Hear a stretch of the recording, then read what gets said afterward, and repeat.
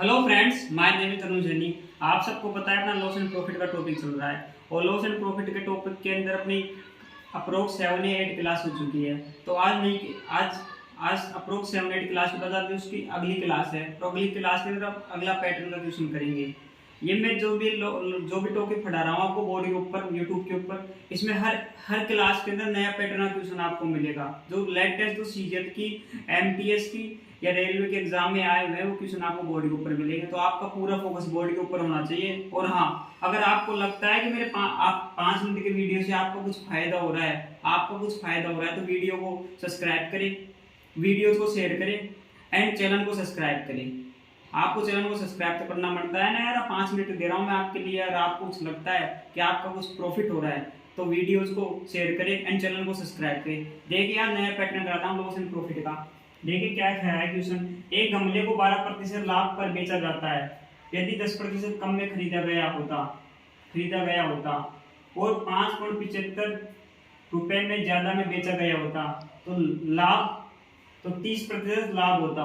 तो वस्तु का क्रय मूल्य ज्ञात करें। वस्तु यानी गमले का क्रय मूल्य ज्ञात करें। क्वेश्चन ऐसे कह रहा है, क्वेश्चन ऐसे कहना चाह रहा है कि मान लो कॉस्ट प्राइस थी और सेलिंग प्राइस थी। आपको ये तो पता है ना, कॉस्ट प्राइस लागत मूल्य होती है, क्रय मूल्य होता है, और सेलिंग प्राइस विक्रय मूल्य होता है, बेची गई राशि होती है, कितनी राशि में बेचा गया। तो क्वेश्चन ऐसे कह रहा है, एक गमले को 12% लाभ पर बेचा जाता है, यानी कॉस्ट प्राइस 100 रुपए थी उस गमले की, यानी 100 रुपए में गमले को खरीदा, लागत आई 100 रुपए की लागत आई और उसको 12% के लाभ पर बेचा गया। तो 100 रुपए का 12% क्या होता है? 12 रुपए होता है, यानी 100 रुपए में 12% लाभ पर बेचा गया तो कितने में हो गया? 112 रुपए। देखिए कैसे, 100 रुपए का 12% निकाल लो, कितना आया? 12 आ गया। फिर प्रॉफिट कितना आया? 12 रुपए का आ गया, यानी 100 रुपए को 12% लाभ पर बेचा गया। उसने ऐसे कहना चाह रहा है कि 100 रुपए में 12% लाभ पर बेचा गया। 12% लाभ कितना होता है? 12 रुपए होता है। तो 112 में वस्तु को बेच दिया गया। यदि 10% कम में खरीदा गया होता, यानी वस्तु को 100 रुपए की तो लागत मूल्य आई, अगर मान लो इसको 10% कम में खरीदा गया होता, यानी 10% कम में, यानी माने 100 रुपए में अपनी लागत मूल्य आई। 100 रुपए का मतलब होता है 100%, और 10% कम में खरीदा गया होता, यानी 90% में तो खरीदा गया होता। भाई कोई वस्तु 100 है, 100 का मतलब 100% का मतलब 100 रुपए में मान लो खरीदा गया था। तो 100 रुपए में अपने कोई वस्तु लागत मूल्य खरीदी गई तो कितनी है? 100 रुपए, 100% है। और 10% कम में खरीदी गई होती तो ये 100% का माल है। 10% 100% में से 10% गए तो 90%, मान लो 90% में खरीदी गई होती तो कितनी आती? देखिए 100 से 100 गया, यानी 90 रुपए में आती ना, 90 रुपए में आती। तो मान लो क्वेश्चन ऐसे कहना चाह रहा है, 100 रुपए की वस्तु को 10% कम में खरीदा गया होता, यानी 90 रुपए में खरीदा गया होता, तो रुपए 5.75 ज्यादा में बेचा गया होता। अगर वस्तु को 100 रुपए कम में खरीदा गया है ना, 100 रुपए कम में खरीदा गया होता तो वस्तु को 5.75 रुपए ज्यादा में बेचा गया होता। किससे ज्यादा में बेचा गया होता? तो पहले की जो सेलिंग प्राइस थी ना 112 को, इसको 5.75 रुपए में ज्यादा में बेचा गया होता। समझे आप? ज्यादा में बेचा गया होता तो ये कितने हो जाता? 112 में 15.75 जोड़ दो, 117.75 आ जाएगा। 117.75 रुपए में बेचा गया होता। अब देखिए क्वेश्चन क्या कह रहा है। अभी तक मैं आपको वापस बता देता हूँ। 100 रुपए में कोई वस्तु खरीदी, उसको 12% लाभ पर बेच दिया, 112 रुपए में बेच दिया। अब क्वेश्चन क्या कह रहा है, अगर मान लो वस्तु को 10% कम में खरीदा गया होता, 90 रुपए में खरीदा गया होता, तो वस्तु को 5.75 रुपए से पहले से ज्यादा रुपए में बेचा गया होता। पहले 112 रुपए में बेचा गया है, तो 5.75 117.75 रुपए में बेचा गया है। समझे आप? तो 30% का लाभ होता। अब नया लाभ कितने का होता? 90 रुपए। अब नया लाभ 30% का लाभ होता। 30% का लाभ अब बाद में ये सब होने के बाद 100 रुपए की वस्तु को 12% के लाभ पर बेच दिया। अगर क्रय मूल्य को 10 रुपए कम 90% में खरीदा गया होता, यानी 10% कम में खरीदा गया होता, तो 30% का लाभ होता। तो 30% का लाभ होता तो 90 रुपए पे 30% का लाभ जोड़ लो, कितना होता है? 90 रुपए पे 30% का नाम निकाल लो। 90 रुपए, इस पे ये 100% का मान है, 30% का मान निकाल लो।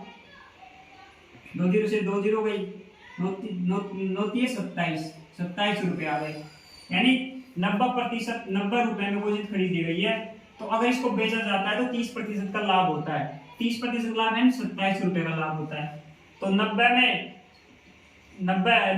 30 27 जोड़ देंगे तो कितना आएगा? 90 में 27 जोड़ देंगे तो कितना आएगा? 117 रुपए आएंगे। आएंगे ना 117 आ गए। अब ये क्या आ गया?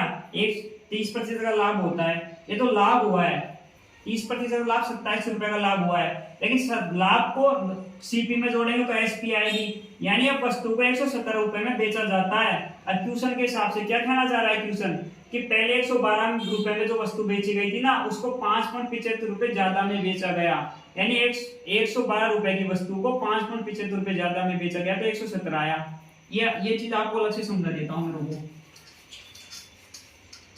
भाई ये तो समझ में आ गया ना आपको। 100 रुपए की वस्तु को 12% लाभ पर बेचा तो 112 आ गए।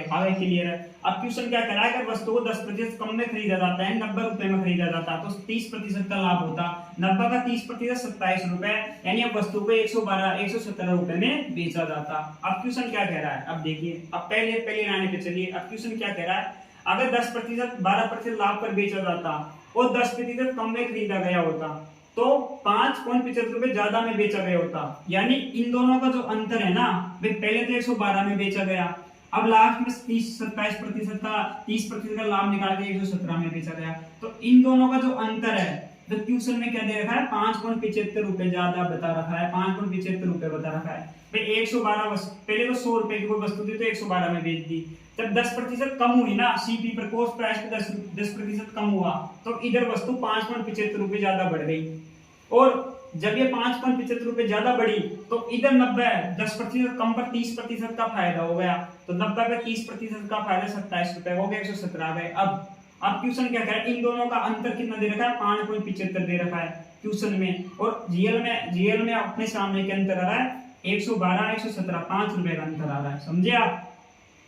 5 रुपए का अंतर आ रहा है। रियल में तो 5 रुपए का अंतर आ रहा है और क्वेश्चन में 5.75 का अंतर दे रखा है। तो क्वेश्चन क्या पूछ रहा है अपन से, तो वस्तु का क्रय मूल्य यानी गमले का क्रय मूल्य निकाले। क्रय मूल्य क्या होता है, जो शुरू में अपन ने माना है, यानी 100 रुपए का मान निकालना है। अब देखिए 5.75 क्वेश्चन में दे रखा है, इसका मान कितना दे रखा है, 5 रुपए का। ये 5.75 का मान अपने हिसाब से कितना है, 5 रुपए। 112 में से 117 में से 12 गए तो 112 गए तो 5 रुपए ही तो आए ना। 117 में से 112 गए तो 5 रुपए है। 5 रुपए का अंदर 5.75 रुपए दे रखा है, तो 100 रुपए का मान निकाल लिया भाई, गुना 100 कर दिया। अब काट दो इस एक जीरो से, 5.75 के बाद 2 जीरो लग रही है, उसको नीचे लिख लो, 100 लिख लिया, जीरो से जीरो कट गया। अब 5 से भाग दे दो, 5 एकम 5, 5 एकम 5, अब 2 बचा, 2 इंटू 25 बच गया, और 5 25, 5 एकम 5, 5 एकम 5, 5 25, यानी 115 रुपए की वस्तु थी, यानी 115 रुपए का गमला था। गमले की प्राइस क्या आ गई, 115 रुपए आ गई। अब देखिए बस एक बार आपको मैं 10 सेकंड में वेरीफाई कर देता हूँ इसको। भाई 100 रुपए की वस्तु थी, 12% का लाभ हुआ तो 112 रुपए में बेची गई, सही है। अब क्वेश्चन क्या कहना चाह रहा है, अगर वस्तु को 10% कम कर दी गई, लागत मूल्य 10% कम कर दी गई, यानी 90 रुपए हो गए, तो वस्तु को 30% का फायदा हुआ। तो 90 का 30% 27 रुपए, 90 में 27 जोड़े तो 117 आ गए। और जब गमले की प्राइस 10% कम कर दी गई, तो अब गमले को बेचेंगे ना 10% प्राइस कम करने के बाद, तो 5.75 रुपए ज्यादा में बेचा गया। तो देखिए 112 से 117 में बेचा गया, इन दोनों का अंतर कितना हो, 5 रुपए का अंतर। 5 रुपए का अंतर गमले में 5.75 रुपए दे रखा है, तो 5.75 का 5.75 का मान 5 रुपए है, तो 100% 100 रुपए का मान निकालना है, 100 रुपए देकर दिया, 2 जीरो थी इधर, नीचे 2 जीरो कर दी, 100 से 100 कट गया, 575 में 5 का भाग दिया तो 115 आया, तो गमले का मूल्य 115 रुपए आ गई। अगर आपको लगता है ये वीडियो से आपको कुछ फायदा हो रहा है, कुछ प्रॉफिट हो रहा है, तो चैनल को आपको सब्सक्राइब करना चाहिए एंड वीडियोस को शेयर करना चाहिए। Thank you.